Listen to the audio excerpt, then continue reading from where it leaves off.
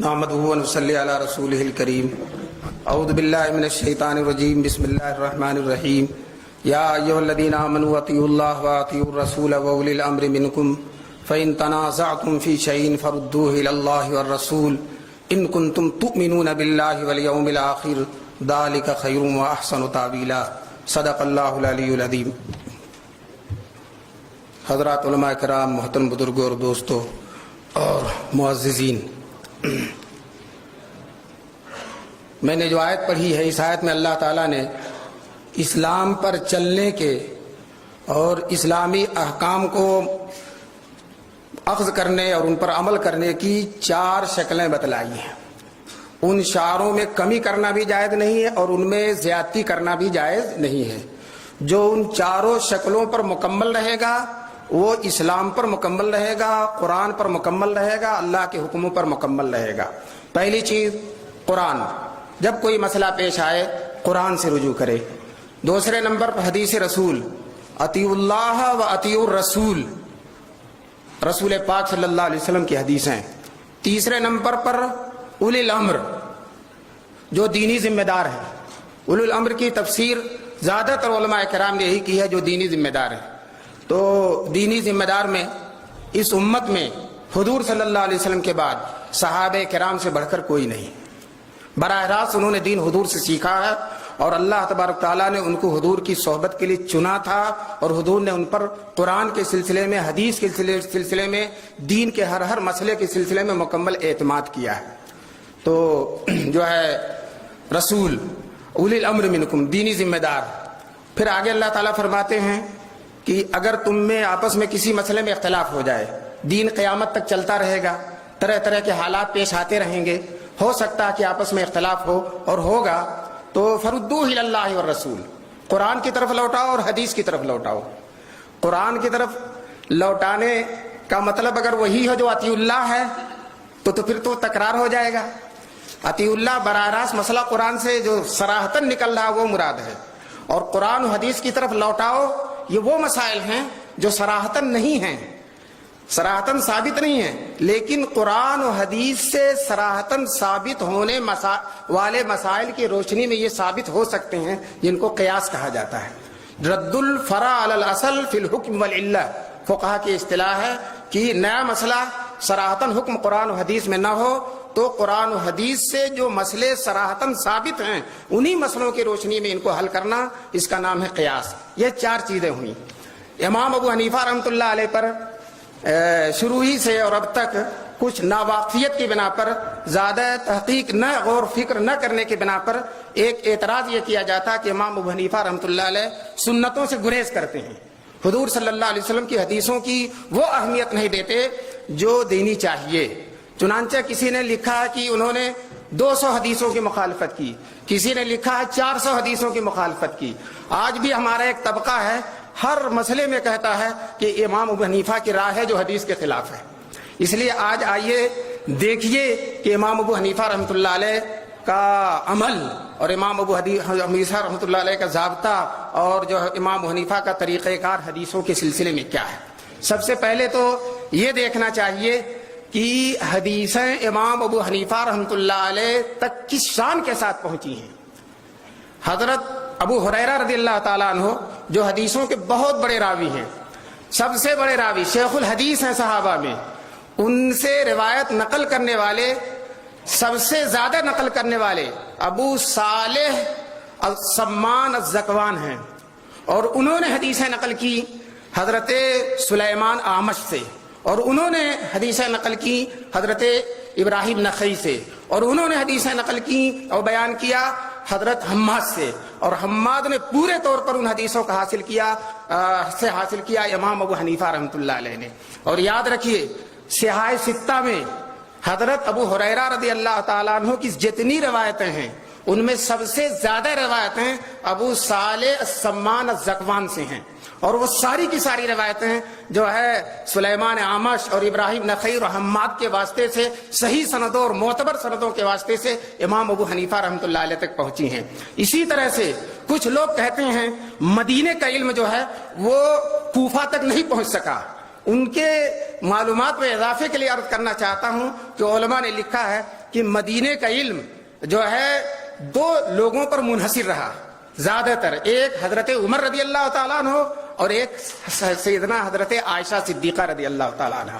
خود حضور نے بھی فرمایا خذوا نصف علمکم من ہذه الحمیرہ، آدھا علم تو اس حمیرہ سرخ عورت حضرت عائشہ سے حاصل کرو. تو یہ دو آدمی مدینے کا علم ان پر زیادہ تر منحصر ہے. اور حضرت عبداللہ ابن مسعود وہ حضرت عمر سے بہت زیادہ لگے ہوئے ہیں اور بہت زیادہ عقیدت رکھتے ہیں اور بہت زیادہ ان سے استفادہ کرتے ہیں، اور حضرت عمر بھی ان کو بہت زیادہ اہمیت دیتے ہیں. چنانچہ جو ہے حضرت عمر بہت سے مسائل میں ان کو ترجیح دیتے ہیں اور ان کی اہمیت کے حضرت عمر خود قائل ہیں. اور حضرت عبداللہ بن مسعود نے صرف یہی نہیں کہ خود حضرت عمر سے استفادہ کیا، اپنے شاگردوں کو بھی لا کر حضرت عمر سے ملا دیا. اسود اور علقمہ ان کے مائنات شاگرد ہیں، وہ بھی حضرت عمر سے آ کر ملتے رہے تاکہ علم نبوت کا یہ دھارا تیزی کے ساتھ کوفہ تک بہتا رہے اور کئی صوتوں میں اور کئی شکلوں میں بہتا رہے. اسی طرح سے حضرت عبداللہ بن مسعود نے بہت زیادہ صحبت اختیار کیا، بہت زیادہ استفادہ کیا حضرت سیدہ عائشہ رضی اللہ تعالیٰ عنہ سے. اس طرح سے مدینے کا علم بڑی شان کے ساتھ عبداللہ بن مسعود کے ذریعے کوفہ میں منتقل ہوا، اور کوفہ کے لوگوں میں ان علوم کے حامل اہم ترین حاملین میں سے امام ابو حنیفہ رحمۃ اللہ علیہ.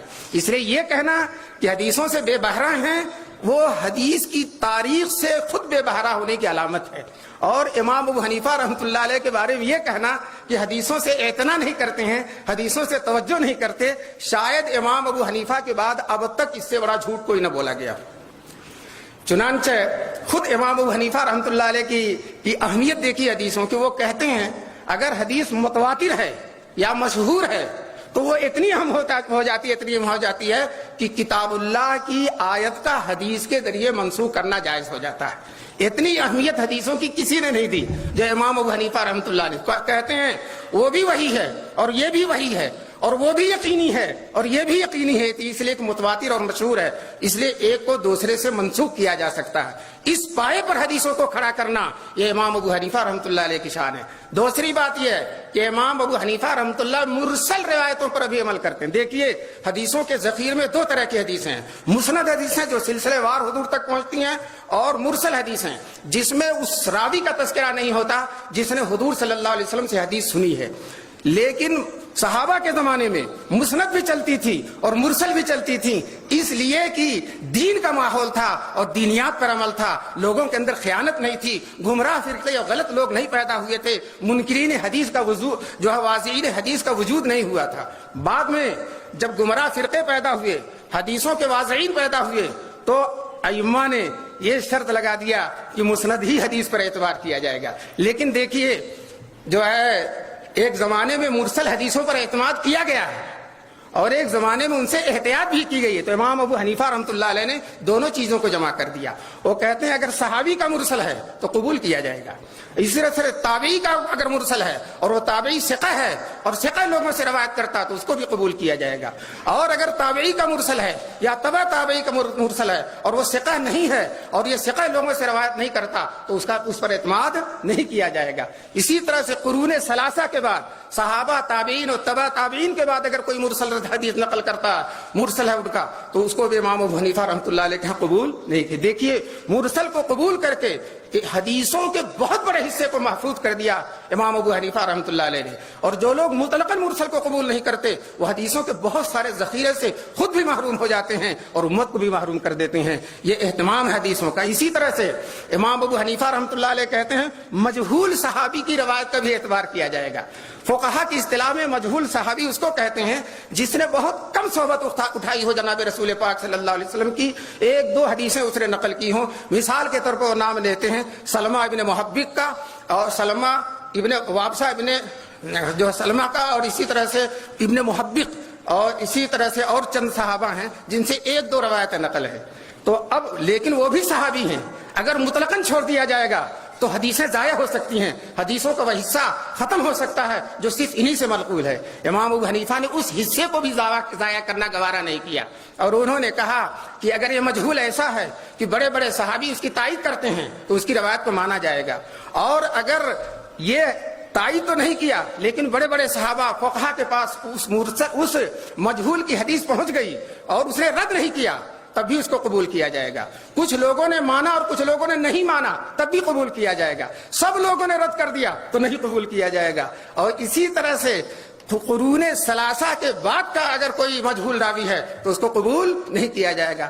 کتنا اہتمام فرمایا کہ غلط آ نہ سکے اور صحیح جا نہ سکے، یہ شان ہے امام ابو حنیفہ رحمۃ اللہ علیہ کی۔ اسی طرح سے وہ قول صحابی جو مدرک بالقیاس نہ ہو، یعنی عقل سے وہ بات نہ سمجھی جا سکتی ہو، اور وہ قول صحابی ہے اور صحابی نے اس کی نسبت حضور کی طرف نہ کر کے اپنی طرف سے بیان کیا ہے، امام ابو حنیفہ رحمۃ اللہ علیہ کہتے ہیں اس کا بھی اعتبار کیا جائے گا۔ کیوں؟